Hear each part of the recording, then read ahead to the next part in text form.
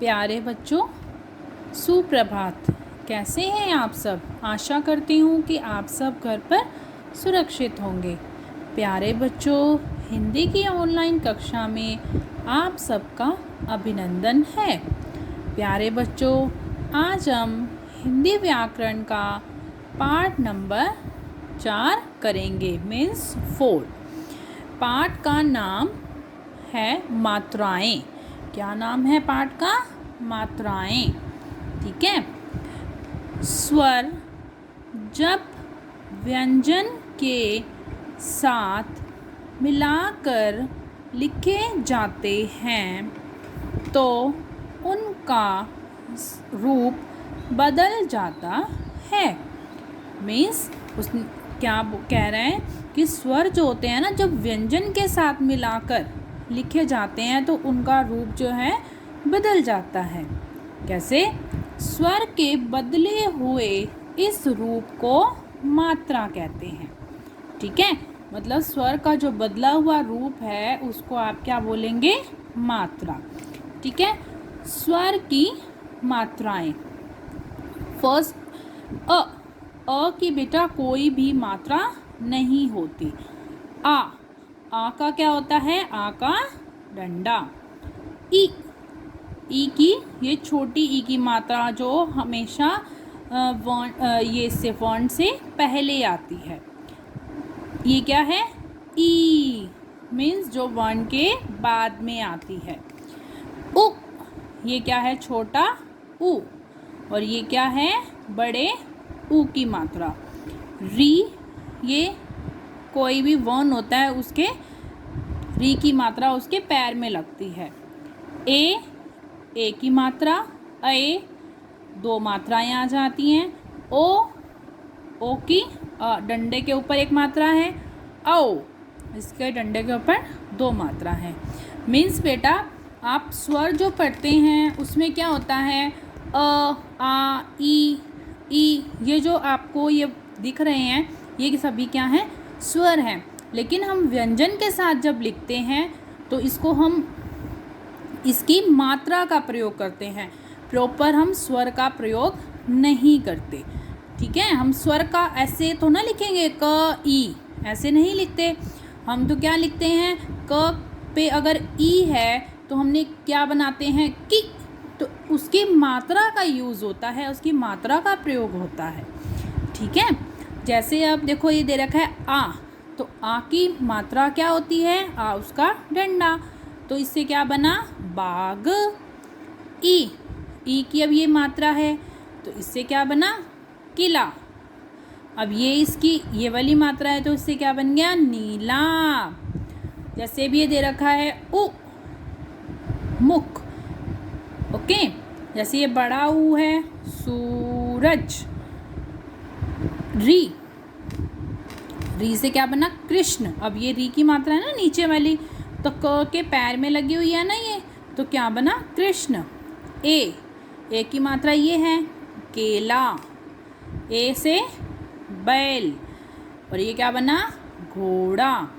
और ये वाली मात्रा से गौरा। ओके। अब जैसे ये दे रखा है म आ ल आ, क्या बना? माला। ये क्या है बेटा? चित्र की ओर देखो, लड़का। ये क्या है? तालाब। अब इससे देखो आपको शब्द बनाना भी आ रहा है ना? लड़का। त आ ल आब, तालाब। नेक्स्ट, किताब। फिर ई की मात्रा है ट, ई की मात्रा है सीटी। ई की मात्रा ल, ह, र, ई, गिलहरी।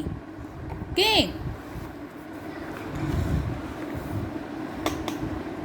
बच्चों, इन्हें भी जानो।